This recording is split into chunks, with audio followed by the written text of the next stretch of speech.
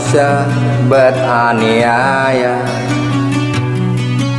ngaranjah leuweung ngaranjah sapuratina gunung-gunung bulis cir dirarat kai pasirna mata cai koredas hilang kasaimbangan.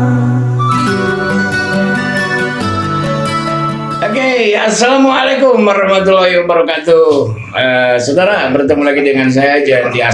Kali ini kita akan ngobrol santai bersama seorang budayawan juga seorang aktivis lingkungan dari Kabupaten Garut tercinta, Waratno, atau orang yang lebih dikenal Asep Sopani. Asep Peeng. Nah, Pak, aktivitas nasiwa ya, Pak? Mungkin sebelumnya Om Sampurasunillah, assalamualaikum warahmatullahi wabarakatuh. Sampai mungkin kebetulan Waratno ya diajakan ngobrol nyantai ya ku Bang Jo, kebetulan namu sekalian aja mungkin beri ngopi. Diajak ngobrol ya, kita ngobrol aja sebulan mentor ya Omnya. Bebas lah, Bebas penting lah. menyambung ya, Pak. Jadi sekarang ini aktivitasnya banyak Om, apalagi dengan musim Penghujan ya, penghujan kayak begini mah mana mau menerken genteng. Lupa genteng bocor. Oh, berarti itu mah tugas tambahan itu, genteng bocor. Tugas justru ya tugas rutin. Nulaina tambahan gitu. Oh iya benar. Wah, menyikapi dengan kemarin, Wak, banjir bandang yang terjadi di 2 kecamatan ya. Apa itu teh namanya teh, Skoning dengan Karangtengah. Wah, melihatnya seperti apa sih? Memang ada fenomena alam yang rusak atau memang Cek Pak Bupati teh mencenah akibat hujan yang curah, hujannya yang gede, yang tinggi gitu, atau mana sih masuk akal gitu? Mungkin sebagai ya kebetulan saya bergerak di lingkungan ya Om ya. Di lingkungan juga budaya. Gerakan aja itu kan bergeraknya komunitas gerakan aja itu kan bergeraknya di lingkungan dan budaya. Jadi paling tidak kita mengamati sejak beberapa tahun yang lalu lain ayana unggul ya, bahwa kita bisa dikatakan udah sejak lama. Maksudnya kumaha? Ya udah sejak lama lingkungan di urang teh geus teu ramah gitu maksudnya. Udah kita anggap bahkan udah menjadi tanda-tanda bahaya sebetulnya mah ya. Karena boleh dikatakan seperti mana sih Om? Ini udah kasat mata Om ya, melihatnya udah kasat mata, mesti kudu ditutup lagi. Mulai di mana gitu loh? Pengeran gunung pasti rusak di Garut. Iya, karena memang kemarin sempat ada naon teh, Wak, pernyataan di Pak UU, Pak Wakil Gubernurnya, banjir bandang yang terjadi di 2 kecamatan di Kabupaten Garut ini adalah akibat alih fungsi lahan. Itu. Dan ternyata di Garutnya memang loba anu alih fungsi lahan teh lain unggul di dinya gitu. Amun orang nyebutkan itu memang benar, dua-duanya benar. Cek Bupati benar, hujanna gede itu benar dong, hujan gede ya gitu ya. Tapi alih fungsi lahan itu lebih benar gitu. Karena Badai hujan mau nanti bahaya lagi ya, pernah gede siklus hujan tuh pasti lain dengan ayeuna unggul kan. lain ayeuna Pasti unggul. udah terus menerus dan itu siklusnya udah kayak begitu. Tapi yang mau disebutkan karena hujan gede ya itu salah sih. Tapi alamna nu geus teu narima gitu karena kerusakan lingkungan itu gitu nu disebutkan ku Kang Bu eta gitu.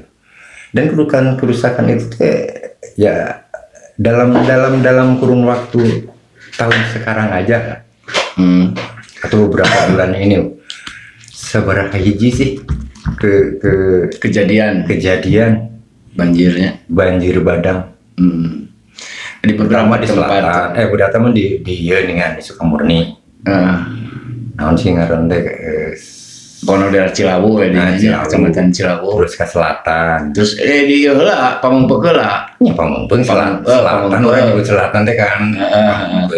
Pamengpeuk terus ke di heula.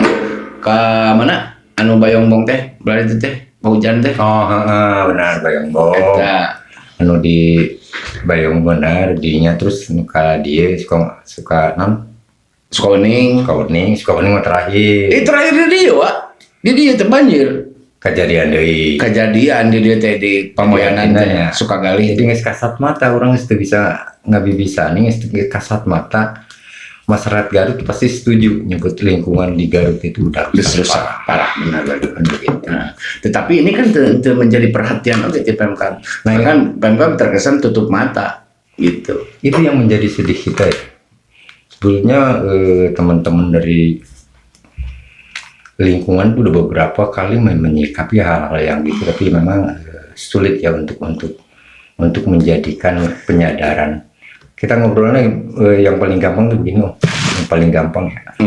Pasca banjir bandang saja. Justru dari mulai sebelum kejadian atau kalau mau diobrolin masalahnya gini, ada faktor penyebab. Betul. Ya. Ma aya sabab lamun eueuh musabab kan gitu. Ma aya musabab lamun eueuh sabab. Sebab akibat pan gitu. Kemudian yang salah satu faktor adalah kerusakan alam yang sudah begitu masif. Jadi orang betul. Jadi begini, amun orang ngobrolkan masalah lingkungan kita mau kudu flashback lagi lah. Kamu orang menyikapinya supaya rada benar lah gitu ya. Kita balik ke banjir bandang aja lah sebagai tolak ukur orang. 2016. Banjir bandang yang begitu luar biasa memporak-porandakan kota Garut, merugikan rakyat yang ribuan orang ya, beberapa ribuan orang yang harus moving ya pindahkan itu tadi. Belum lagi masyarakat yang meninggal berapa, rumah yang hancur berapa. Tapi kayaknya tidak menjadikan perhatian atau contoh gitu loh. Bukti, nah itu harus ada buktinya. Terus setelah kejadian itu apa yang dilakukan oleh pemerintahan Garut? Mungkin ada, saya yakin ada. Tapi kena kecerek gitu. Benar. Tetapi kan Wak sendiri waktu tahun berapa ya? 2019 pernah menanam tanaman-tanaman keras di hulu Sungai Cimanuk namanya. Banyak yang sudah kita lakukan, tapi kan tidak menjadikan contoh ya, pembelajaran ya. Sebetulnya kan kerusakan itu kan berawal dari hulu ya. Tapi apakah pemerintah itu nggak mikir kan? Jadi ulah ya enaknya kejadian sibuk kabeh nyari dana ya, untuk perbaikan. Itu kan sebetulnya udah relevan deh gitunya. Relevan deh karena kejadian yang berlalu itu menjadikan contoh seharusnya kan gitu. Jadi akar masalahnya naon sih? Menjadi kerusakan ini kan begitu. Jadi tidak dilakukan problem solving. Oh keren nama kayak begitulah. Orang bahasa ini nama akar masalah. Akar masalahnya kan dari hulu ya. Ya maksudnya gini Pak. Ketika kita melihat kerusakan skala kecil lahnya lamun dibandingkan jeung 2016 nya di Sukawening dan Karang Tengah ini. Tetapi ini adalah sebuah terjadi contoh gitu. Apa yang terjadi di 2016 terus kesininya kan loba bencana model di Cisewu. Ya, itu. Gitu. Itu artinya begini Om. Tanda-tanda sebetulnya Om. Tanda-tanda untuk tanda-tanda yang rusak etik. Padahal itu kan akumulasi dari sekian banyak, sekian banyak permasalahan yang ditanggung. Akhirnya merek sedikit. Lillah insya Allah tidak pemerintah selama ini tidak melakukan apapun, tidak melakukan perbaikan terhadap akar masalahnya. Kejadian-kejadian seperti ini akan terus berulang. Akhirnya mau dipikir saya menyebut kejadian Sukawening letik ya. Dalam skalanya walaupun dibandingkan dengan 2016 gitu maksudnya. Tapi kerugian rakyat atau masyarakat itu sabarahan kejadian dengan kejadian. Iyalah itu mah bisa diukur. Nah itu tidak sebanding dengan perbaikan yang dilakukan pemerintah. Gini waktu sebagai contoh kita sudah banyak orang tahu ya bahwa di atas sana di lahan pertanian itu kan berdiri pabrik ya. Mana itu kumaha perizinan gitu. Nah itu kita kudu membukanya secara luas ya. Kejadian mungkin saya karena di lingkungan jadi meskipun tidak mengikuti secara langsung tapi kita mengikuti itu ya, meskipun kita tidak terjun secara langsung. Jadi dari 2016, setelah 2016 tuh perbaikan di hulunya boleh dikatakan tidak ada, meskipun 2016 mendapatkan tersangka ya, yang dianggap tersangka masyarakat Darajat yang dianggap penyebab terjadinya bencana itu. Padahal kalau secara makro kita lihat pengusaha Darajat yang menjadi pengusaha Darajat yang dianggapnya penyebab dan dia telah mendapat hukuman ya, artinya marana. Karena kan itu mah administrasi saja sebetulnya. 6 orang itu dibui ya dengan kayak gitu. Itu hanya amun dihitung dari luasan cakupan yang terbuka, rusak gitu ya, hutan yang rusak di Darajat, itu tuh hanya 0 sekian persennya dari kerusakan yang dia tanggung sendiri gitu. Jadi artinya pemerintah di sini tidak fair ya untuk melakukan. Jadi lempar batu sembunyi panangan gitu. Saya tidak menyebut begitu. Tapi seharusnya di sini ada yang lebih bertanggung jawab untuk hal ini gitu loh. Di situ ada perhutani, di situ ada BKSDA, terus di samping itu ada pemerintah Kamarana atau Marena yang menjadi tanggung jawab mereka kan begitu. Iya, di satu sisi pemerintah kita abai terhadap pengawasan. Pengawasan seperti itu kan harus dilakukan secara kontinu ya. Dan yang lebih gila lagi, pemerintah kita ketika ada sesuatu kejadian tidak mau disalahkan gitu. Nah ini saya setuju dengan teman-teman Deragam bahwa di Deragam itu sekarang sedang dikaji banyak kerusakan lingkungan ini penyebabnya itu apa. Nah itu sedang dilakukan kajian. Polda juga katanya mau melakukan asesmen juga. Ya haruslah, ini udah ranah aparat penegak hukum ini udah harus turut terjun ya, karena ini udah kesekian kalinya ya. Ya makanya setuju ketika teman-teman Deragam melakukan kajian, melakukan investigasi, melakukan asesmen yang pada nantinya akan mendorong APH untuk melakukan penyelidikan. Ya sangat setuju karena kita ada di situ ya. Kenapa saya terlibat di situ? Karena itu lah di poin 3 sama 4 ya, lingkungan dan budaya macam-macam di situ.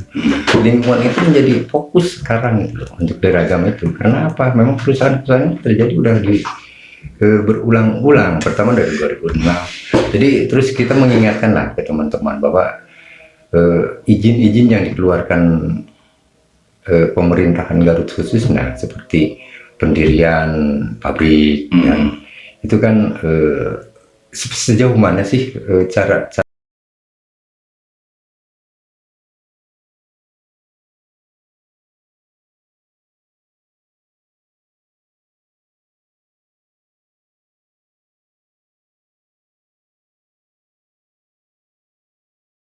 pabrik itu kan yang sudah pasti itu akan pertama saringan atau resapan air itu bakal terganggu dengan adanya pabrik saja dulu. Itu udah jelas. Apalagi ada kebun di situnya, kebun kentang untuk bahan baku itu kan merenang lain meter 2 meter. Betul. Itu kan kalau saya lihat kemarin ada yang berada di kecuraman 30 derajat.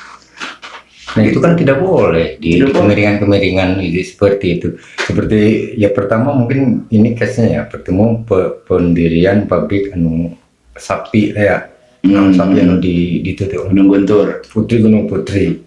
Itu juga sebetulnya udah menyalahi tata ruang ya Om ya. Kalau melihat tata ruang tahun yang lama itu akhirnya sudah perbaikan ya. Yang lama itu udah tidak mungkin kan ada abai di sini, ada pelanggaran. Justru di situ lah perbaikan. Jadi permasalahan sudah ada karena dibenarkan kan begitu. Jadi tata ruang mau dioprek-oprek, termasuk Cangsin gitu. Dengan pendirian Cangsin juga kan itu untuk etik teman-teman pergerakan mengkritisi, tapi sampai mana kan? Ya, ada galian C juga di situ. Galian Sen begitu luar biasanya kan ancur-ancur yang kayak begitu. Makanya di sini sebetulnya kerugian bagi masyarakat Garut. Jadi masyarakat Garut itu harus sadar ya. lingkungan nanti kira diacak-acak kan begitu. Betul. Dan dieksploitasi Dieksploitasi. rupanya dan menguntungkan hanya beberapa gelintir Betul. oknum saja, tidak ada kemaslahatan untuk masyarakat Nah sebetulnya. justru kan seharusnya kan sebagai pemerintah di sini itu kan memikirkan tuh hirup nanti kan ke masyarakat, mana kan digaji di masyarakat ke masyarakat. Jadi tidak harus memikirkan kepentingannya kan gitu. Tapi ini kayaknya kebalik-balik Om. Di kita ini kayaknya model kajian-kajian tuh kecenderungannya tuh menguntungkan pengusaha. Terus yang ingin saya sampaikan juga ada penurunan kawasan seperti cagar alam, Papandayan, Kamojang, dan Guntur ya. Itu Alih fungsi lah. dari cagar alam menjadi Dalam taman wisata alam ya. Itu lain puluhan hektar, ratusan hektar bakal dirubah. Ya, tapi kan kalau kita melihat Dinas Pariwisata dan Kebudayaan kalah keprok gitu. Nah itu di sinilah kita tidak bijaksanaan pemerintahan benar-benar saya menganggapnya benar-benar tidak pro lingkungan tuh ya. Karena apa? Bahkan mereka sendiri ternyata pada tahun 2018 turun SK Menteri yang tahun nomor 25 tahun 2018 itu dikritisi habis-habisan untuk penurunan cagar alam ke Taman Wisata Alam. Karena apa? Kita mengindikasikan jika cagar alam wae dibabat habis gitu loh. Kamu menjadi cewek, kamu Iya. bakal beak. Betul. Nah. Karena gini Pak, yang saya lihat bahwa kalau ada alih fungsi lahan dari TWA misalkan dari CA menjadi TWA itu pembangunan TWA sendiri itu kan ada pohon yang dikorbankan, ada tanah yang jelas bakal tandus gitu kan, ada lahan-lahan yang akan kosong gitu. Nah justru di sini kecurigaan kita sebagai penggerak lingkungan, disitulah kecurigaan kita. Penurunan kawasan itu ada kecenderungan sisi ekonomi yang tinggi. Iya, betul. Karena kenapa? Ya dengan dalih untuk peningkatan ekonomi masyarakat setempat. Kalau masyarakat menjadi penonton gitu paling oke jadi satpam. Justru yang kita khawatirkan itu dengan penurunan kawasan itu, disitulah mau didominasi oleh orang-orang yang atau investor-investor yang mendatangkan uang seperti Cipanas. Cipanas itu secara draftnya itu udah beredar tuh bahwa Cipanas itu akan menjadi metropolitan yang luar biasa dengan gambar-gambar itu. Jika itu diizinkan, artinya investor ini sadar gitu loh. Tinggal nunggu kawasan itu turun berubah gitu kan, berubah kawasan itu mana semena-mena lah, itu yakin. Keduana, apalagi sudah ada jalan lingkar. Keduana masalah panas bumi. Kita sebetulnya sangat setuju ya dengan panas bumi, karena panas bumi itu benar-benar energi terbarukan, benar-benar nyokokan lingkungan. Sebetulnya sangat kita setuju. Karena apa? Itulah energi panas bumi itu sebetulnya energi yang sebetulnya untuk Indonesia itu yang paling terbaik ya. Tetapi kan ada implikasinya juga terhadap lingkungan. Cuman nah ini yang akan kita bicarakan. Cuman implikasinya di mana setiap kawasan ring ya, kawasan yang dikuasakan atau WKP ya, wilayah kawasan produksinya yang diserahkan itu tidak bisa dijaga. Contoh, entah Kamojang atau Darajat, setiap area yang dimasuki sumur atau ada well, kiri kanannya habis oleh masyarakat. Jadi seperti seolah-olah masyarakatnya balap gitu. Balap. Jadi penguasa boga duit pengen jalur tadinya yang tujuan untuk panas bumi, tapi kiri kanannya tidak bisa dijaga. Entah itu oleh perhutaninya, entah itu oleh yang mempunyai kawasannya gitu. Justru itu. Nah itu. Karena memang yang saya katakan teman-teman Deragam juga pernah berdiskusi ya, bahwa di pembangunan yang ada di Kabupaten Garut itu tidak melalui kajian. Nah itu, adapun melalui kajian yang musyawarah, siapa yang diuntungkan? Gitu. Terus yang paling menyakitkan lagi, ternyata pada saat kita 2018 penurunan CA ke TWA itu kita sedang rame-ramenya, bahkan sampai bulan kemarin terakhir ada seminggu di di mana di Bandung KLHK menyelenggarakan kajian kembali tentang SK 25 tahun 2007. Ternyata Bupati Garut menurunkan atau memohon penurunan CA ke KWA gitu loh. Disitulah mungkin teman-teman dari pergerakan ini tuh merasa ini sarwa jengar ngancurkan Garut sorangan gitu loh. Kita ada itu surat-surat permohonan dari bupatinya. Kalau dikaji secara ini sangat sederhana sekali gitu loh. Bahwa di situ udah menjadi taman tempat wisata. Kepentingannya tidak sesuai dengan kerusakan lingkungan yang dibuatnya gitu nantinya. Terus di sini kita berpikir, nah disinilah mungkin ada keganjilan yang kita anggap inilah sisi ekonomi nantinya yang akan merusak lingkungan negara sendiri, peradaban bahkan saya nyebut. Nah kemudian Wak gini, kita kembali lagi kepada kepentingan penguasa ya, dimana banyak di teman-teman Deragam juga sudah sudah melakukan investigasi bahwa setiap jalan yang dibangun, jalan baru, misalkan poros Cilawu mana itu Cilawu Singajaya, Banjarwangi ya, ternyata itu ada kepentingan atau tanah-tanah yang dikuasai oleh para penguasa di Kabupaten Garut ini. Ini yang lebih istimewa lagi loh. Setelah kita dari tadi CA ya, kejadiannya mungkin jalan poros tengah ya, jalan poros tengah dari Cilawu ke Banjarwangi ya. Jadi sekarang udah dihentikan ya Pak? Itu sudah dihentikan. Itu kan menuai protes yang sangat berat. Karena apa? Disinilah kecerobohan yang saya bilang, kecerobohan bupati. Tidak melalui AMDAL, tidak melalui kajian-kajian. Mungkin AMDAL yang sebetulnya seharusnya AMDAL dulu. Ini tanpa mempunyai AMDAL, ini menerobos jalan itu hampir beberapa kilometer. Itu yang dihancurkan itu bukan saja dengan seukur tatangkalan lalu digerusan. Kita menghitung ada datanya, Bu. Siapa yang melakukannya kita ada datanya. Siapa yang komandernya di situ ada datanya. Dan bupati sendiri juga mengakui bahwa betul kami belum punya izin. Di samping AMDA-nya sendiri belum dilakukan. Tapi formasi tanah itu sudah digerus, sudah dibuat jalan. Badan jalannya Udah dibikin jalan, dihancurkan gitu loh. Ada tanah masyarakat sebagian itu katanya dibeli atau apa. Tapi yang paling istimewa, kenapa sih begitu cepatnya gitu pembuatan jalan begitu bernafsunya gitu membuat jalan poros ini kan itu. Ternyata di situ ada aset-aset penguasa juga di situ. Itu yang mengerikannya. Betul. Aset-aset penguasa yang bahkan dalam tanda kutip di sini sangat riskan gitu loh. Dia membuat villa di situ dari tanaman-tanaman yang dia potong di situ, milik tanpa izin dari pemiliknya. Itu sangat luar biasa gitu. Ya, maksudnya gini, ada kepentingan yang saya sebutkan tadi bahwa ada kepentingan penguasa ini kental sekali ya, tanpa memperdulikan apa sih nanti kemudian hari rakyat alami kan gitu. Nah itulah arogansi menurut saya punya. Jadi Wak, menurut Wak, kerusakan dari pembangunan poros Cilawu Banjarwangi ini sebetulnya kan sudah dirasakan ya hari itu dengan adanya banjir juga kan hari itu Wak. Tuh, uruk-uruk.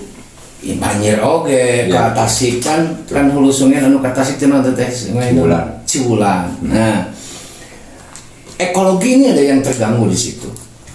Menurut Wak seperti apa seharusnya pemerintah ini melindungi ekologi demi kepentingan rakyat ini Wak? Nah itu kan sebetulnya masalah lingkungan itu diatur ya Om, kayak undang-undangan. Betul itu. Nomor 5 tahun 1990 itu benar-benar bahwa hayati sumber hayati ekologi itu harus benar-benar dijaga. Sementara kan itu kalau kita ngomong tadi poros tengah itu ya Cilawu Banjarwangi itu nggak sekarang fakta kan Om. Ya betul lah, karena dari mulai ada kesalahan prosedural kan yang dimulai. Nah justru ini sebagai tanggung jawab bupati menurut saya ya. Karena apa? Perusakan diawali dengan tebenar gitu loh. Tebenar teh naon? Dia tidak memegang surat izin dari pemilik lahan. Artinya di sini perhutani ya. Itu ada lahan BKSDA atau anu kasabut Perhutani unggul gitu. hutan lindung ya. Hutan lindung. Hutan lindung perhutani. Di situ aya purbakala, Purbakala teh maksudnya apa? Jadi petilasan ya atau Situs gitu. situs harus disebut situs lain intinya karena di situ ada Ritus gitu. batu bertulis ya. Nah, sampai sekarang Peninggalan sejarah belum dikaji ya. Menurut saya Cikura itu seharusnya menjadi mercusuarnya Garut tuh, boleh dikotek-kotek karena dengan dipotongnya jalur tengah di situ ekologi, hayati, terus hewani terganggu karena sekarang itu yang keseimbangan alamnya pasti benar-benar terganggu karena Gunung Cikuray itu yang memberikan gambaran yang masih original ya di hutan itu. Hanya Gunung Cikuray itu yang bagian sekarang ini, artinya kan di situ ada beberapa kecamatan ya, kecamatan Cilawu ini yang masih paling benar-benar masih bisa kita harapkan untuk ekosistem ini. Yang lainnya misalnya dari 4 kecamatan lainnya yang di sebelah sininya mesti bisa diharapkan karena udah menjadi pendakian karena begitu ya. Tapi terus di situ juga kita ulah salah kan. Gunung Cikuray itu menjadi gunung bersejarah, peradaban Kasundan teh aya naridinya gitu. Terbukti dengan adanya mandala di Ciburuy. Itu tuh tulisan zaman dulu tuh adanya di situ, di koropak didinya gitu. Ya, jadi ada beberapa hal yang menurut saya adalah pemusnahan sejarah dan pemusnahan ekologi nyawanya gitu. Nah ini siapa yang bertanggung jawab di sini kan seharusnya pemangku kebijakan atau top leader dari Kabupaten Garut ini. Yang mau tidak mau, suka tidak suka ya harus beliau inilah menjadi bahkan dia sudah mengakui bahwa jalur Cilawu Banjarwang itu dengan gagah beraninya atau konsekuen dia mengatakan betul belum punya izin. Artinya apa? Lihat dong. Berarti di sini menampilkan arogansi juga tentunya. Iya, kearogansian dari kepemimpinan itu bahwa rumah aing kan begitu. Terus kenapa tuh wani-wani kalau tanpa izin wani-wani ngabangun gitu kan? Sumber dananya juga dari mana kan itu? Itu sebetulnya kan jadi pabaliut tuh. Tanpa izin tapi didanaan ke pemerintah kan gila ya kan? Sementara banyak proyek-proyek swasta yang tanpa izin disegel. Betul, kan itu luar biasa. Di situ yang benar-benar rusak itu kan susukan rusak di saur, yang jalan di pinggir susukan terus kehujanan sekali uruh kan tutup kan.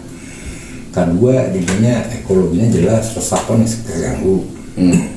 Katiluna pohon tegakan nih dihitung ke teman-teman semuanya teh ada 100 tegakan benar-benar anu di bulldozer anu ditarik. Kita punya data-data itu. Dari situ bisa dibuktikan ya. Kesalahan itu sebetulnya udah seharusnya karena di situ tuh udah APK udah turun aparatur hukum dari KLHK. Terus rekomendasi yang dikeluarkan KLHK apa? Nah justru sampai sekarang terus kita udah melapor ke Polsek semuanya udah kan. Sudah mau diurang. Seharusnya kan ada tersangka dong. Sampai sekarang apa? Ya kalau penyelidikannya sudah memenuhi syarat tentunya pasti harus ada tersangka. Ya tahu kita mau berpikir positif saja, mudah-mudahan terus aja berjalan ya. Karena dengan patut dipertanyakan juga. Enggak dengan gerakan kita ternyata dihentikan sementara ya. Sementara meskipun di situ udah bukti-buktinya saya memang cukup lebih dari cukup lah ya untuk melakukan hal itu. Begini juga Wak, ada apa namanya, kesalahan-kesalahan yang diulang-ulang ya. Nah betul, kejadian dari kejadian itu jadi tidak menjadikan pembelajaran. Terus akhirnya anu paling hangat kenanya kejadian di mana Skowning kan itu juga menjadi sebuah dilema ya. Orang kita nyebut kumaha, kita nyebut. Tapi ada pernyataan kemarin bahwa Pak Bupati itu mempersilahkan atau seolah-olah menantang dari APH ya, khususnya dari Polda Jawa Barat ya. Sok silakan aja lakukan asesmen gitu kalau memang ditemukan kesalahan-kesalahan, dan beliau juga berkilah bahwa ini adalah kesalahan hujan gitu, kesalahan hujan. Masuk akal gitu. Ya boleh-boleh saja lah ya kumaha bila. Nanti pembuktiannya yang akan memberikan bukti ya. Masyarakat juga menilai. Bahkan sebelum Bupati ngomong, masyarakat udah ngomongin duluan. Ya pasti gara-gara hujan kan begitu ya. Jadi artinya apa? Setiap kejadian Pak Bupati selalu ngomongnya kayak begitu. Jadi segala lagu lama. Jadi orangnya bisa rekam ya masyarakat itu. Ya pertama dan curah hujan titik bahula gitunya. Ayah lebih gede petan kemari kan gitu. Dan saya kemarin kan ke sana Pak, mewawancara beberapa penduduknya di sana. Apa sih yang sebenarnya masyarakat ini ketahui terkait dengan banjir bandang ini? Itu kan kejadiannya sekitar jam 2, jam 3 hanya jam 2. Pertama-tama sekali ada pengakuan dari masyarakat di situ. Selama mereka diam di situ, baru kali inilah kejadian banjir ini. Saya tanyakan, bener tuh ini akibat dari curah hujan? Pak, baheula mah leuwih ti kieu hujan teh. Teu naon kerja aya pabrik mah gitu kan. Saya juga karena belum sempat jawabnya, hanya ngelihat dari teman-teman aja. Tapi dulu karena saya sempat bergelut di Karaha Bodas ya di situ. Saya sering lewat di situ. Ternyata perubahannya sangat drastis. Area yang terbuka menurut pengakuannya kan 2 hektar ya. 8 hektar katanya. 8 hektar mungkin ya walau-walau, tapi yang terbuka menjadi non pabrik sih naon sih ya, pabrik Indofood itu ya. Indofood sih sebetulnya mungkin itu juga. Nah inilah kejadian Pak Bupati ya, dia menangkap peluang-peluang yang ada karena SK Kementerian Anyar tahun 2020 nomor 24 tahun keputusan menteri ya tentang food estate. Jadi tanah perhutanan anu kira-kira tidak produktif itu ada bikin food estate XHGO gitu kan. Food estate. Nah mungkin peluang itu yang ditangkap Pak Bupati. Nah seharusnya kan lain Pak Bupati wong dong masyarakat itu diberi lahan dong kan gitu ya. Nah, supaya bareng-bareng dahar bareng-bareng bengkaran gitu. Tapi di sini yang kita lihat, kita balik deh ke kejadian 2016 kejadian banjir bandang masyarakat Pasirwangi yang saya anggap kerusakannya sekian ratus hektar. Tadi pemilik lahan atau penggerak wisata hanya sekian 0 sekian persen dia lahan pribadi di tempat pribadi dianggapnya melakukan kesalahan besar. Nah ini juga kita balik ke situ. Harus fair dong memperlakukan masyarakat kan gitu. Tidak, pokoknya Pak, kita berpandangan bahwa tidak ada yang ke bawah hukum. Betul. Siapapun dia kan. Hukum itu harus benar-benar terasakan oleh masyarakat. Ayo dengan kayak begitu ya proses dong gitu loh. Belum masyarakat yang dikumpulkan. Tapi kemarin sempat ada isu ya. Tapi juga saya belum wawancara dengan Pak Kapolda. Ada sempat keluar statement bahwa Kapolda akan melakukan asesmen dan Bupati juga sudah menantang akan hal itu. Silakan Kapolda buktikan gitu kan, kalau bisa membuktikan gitu. Tetapi kita berharap bahwa ini ada solusi. Siapa yang bersalah, kita tidak melihat kenapa kita harus mencari siapa yang bersalah, karena memang ada yang dirugikan. Masyarakat kita di sana sangat-sangat dirugikan sekali. Ya, harus ada yang bersalah lah, karena apa, kerugian masyarakat menimbulkan kerugian yang begitu besar ya. Harus ada yang disalahkan. Misalnya di situ ada perhutani, di situ ada BKSDA, di situ ada penggarap lahan, di situ ada yang membuka lahan kan begitu. Nah itulah orang-orang yang kita persalahkan, siapapun dia. Ya amun diperiksa mah kudu periksa kabeh dong kan begitu. Terus kembali ke tadi 2 hektar itu. Nah dalam rangka apakah mereka itu membuat itu kan gitu ya. Terus keuntungan ke masyarakat kumaha. Jadi ulah-ulah ukur kepentingan pribadinya tapi merugikan masyarakat. Oke, Wak, terakhir teman-teman Deragam ini sedang membuat kajian sekarang ya untuk dalam tanda kutip isu penggulingan, bukan penggulingan secara kudeta kan, tetapi secara konstitusional. Teman-teman ini karena dari 22 elemen yang tergabung dalam Deragam ini sudah merasa gerah, dan masih banyak teman-teman yang bergabung ya dari hari ke hari ini. Deragam ini semakin kuat dan ini menjadi bargaining power juga buat pemerintah Kabupaten Garut.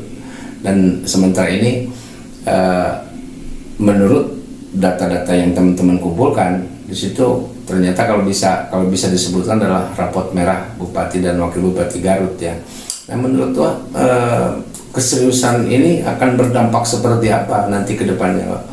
Saya rasa entry point yang paling pas sekarang ini dengan kejadian sekarang ini ya, lingkungan ini mau suka tidak suka, mau tidak mau, masyarakat sendiri juga udah bisa memahami itu. Itu bodoh deh ya masyarakat. Lingkungan kita udah porak-poranda.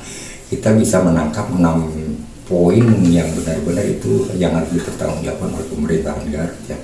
Termasuk yang sekarang ini, karena di situ mengandung kerugian-kerugian yang signifikan gitu. Jadi sebetulnya APH, aparat penegak hukum itu sudah tidak harus menunggu reaksi masyarakat atau siapapun. Betul, karena ini extraordinary ya sebetulnya, kejadian yang luar biasa sebetulnya. Jadi harus, dan ini tidak menjadi delik aduan seharusnya. Betul, seharusnya tidak menjadi delik aduan. Keduanya, kita di sini kan teman-teman dari Deragam kita mendesak DPRD untuk melakukan impeachment lah ya pada akhirnya, karena dianggap pemerintahan ini udah tidak sesuai dengan alurnya ya. Tidak sesuai alurnya, entah itu dari visi misinya sudah melenceng atau dari. Tapi saya lebih sebagai pendahuluan sebetulnya teman-teman Deragam seharusnya sudah melayangkan surat mosi tidak percaya sebetulnya. Secara tidak eksplisit sudah dilakukan dengan 8 poin itu udah ya, tetapi kan belum dituangkan secara masif di itu sekarang ini kita sedang pendalaman. Tapi kan kita dari 8 poin itu benar-benar kita mengumpulkan dari poin-poin yang memang benar-benar signifikan ya. Tidak hanya, dan muaranya adalah penurunan bupati dan wakil bupati Garut ya. Betul, itu tergantung dari nanti bagaimana si DPRD kita bisa sounding dengan mereka, dan mereka juga pasti punya data-data dong. DPRD kita masih tidak punya. Dia sebagai pengawas, dia sebagai LKHP kan ada ya di DPRD. Kita soundingkan. Tetapi kemarin kita juga sudah melihat keseriusan dari salah satu ketua fraksi ya, fraksi Demokrat. Beliau mengatakan, berstatement bahwa kami dari Demokrat ini akan menjadi prioritas utama untuk pembahasan dengan partainya gitu kan. Karena saya kemarin melihat teman-teman dari anggota dewan itu appreciate sekali, mereka menerima dengan kita dengan baik, bahkan kita menganggap mereka menerima kita dengan baik. Tinggal kitanya dewan itu mau nggak sih, punya peduli nggak sih ke masyarakat. Dia sebagai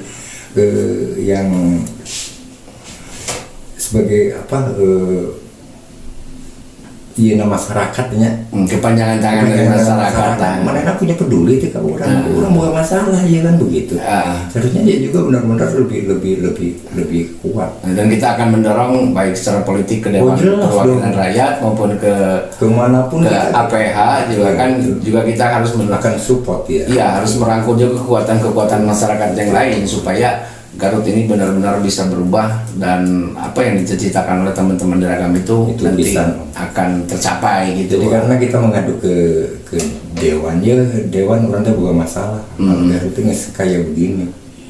cing ari mana boga teh kan kira-kira begitu boga masalah teh saruan teh sih urang akurkeun. Dan nanti suatu hari kita akan menantang anggota dewan untuk berstatement di podcast kita ya Wak ya. Seharusnya kayak begitu. Berani nggak mereka podcast gitu kan statement-statement yang apa namanya dengan bukti-bukti yang sudah nyata, dengan kerugian masyarakat yang sudah begitu besar, dengan kerusakan alam yang sudah begitu masifnya di Kabupaten Garut ini, berani nggak Anda untuk tampil di sini? Kalau tidak berani, kewenangan dewan saya rasa dipertanyakan. Karena dia punya kewenangan untuk mengawasi. Oke. Sebenarnya bahkan mungkin masalah data saya rasa dia lebih lengkap daripada kita. Cuman masalahnya berani ente. Jadi tinggal kita mendorong keberaniannya saja, ya kan? Yang jelas masyarakat sudah mengadukan, ayo kita bareng-bareng. Nah, kita berharap DPR kita kali ini tidak mandul dan struggle gitu demi kepentingan masyarakat banyak. Tapi saya apresiasi juga ketika kemarin teman-teman Deragam melakukan FGD ya dengan DPR. Alhamdulillah mereka dengan begitu tangan terbuka dan pemikiran-pemikiran yang positif ya bisa menyambut teman-teman Deragam ini dan apa namanya terlibat dalam satu kesepakatan sebetulnya ya, kesepakatan untuk memperbaiki Garut ini gitu. Ya itu makanya saya appreciate lah ke mereka meskipun ada beberapa yang tidak hadir, tapi paling tidak itu udah memberikan gambaran bahwa mereka terbuka, betul. Saya apresiasi sekali untuk dewan. Tinggal sekarang keberaniannya saja kita tuntut mereka kan. Oke Wak, sebagai closing statement Wak, jadi teman-teman Deragam ini apa namanya sudah sampai mana sih pengumpulan data atau persiapan mereka, karena katanya tanggal 9 ini menjelang ada pelaporannya ke KPK Wak. Betul. Mungkin teman-teman dari beberapa sisi sudah mengumpulkan data-data yang kita punya ya. Mungkin entah itu mengenai data-data yang kita ajukan dari 8 poin itu semuanya sudah siap, cuman diprioritaskan mana dulu yang benar-benar dianggap benar-benar signifikan untuk tanggung jawab dari pemerintahan. Meminta tanggung jawab ke pemerintah kabupaten. Oke. Saudara, itu perbincangan kita dengan Waratno, seorang budayawan juga aktivis, dan memang beliau ini concern di lingkungan hidup dan budaya. Mudah-mudahan apa yang kita obrolkan malam ini ada manfaatnya untuk orang banyak. Sekian dari saya, Juandi Asdar. Assalamualaikum warahmatullahi wabarakatuh. Sampurasun. Sampurasun. Oke.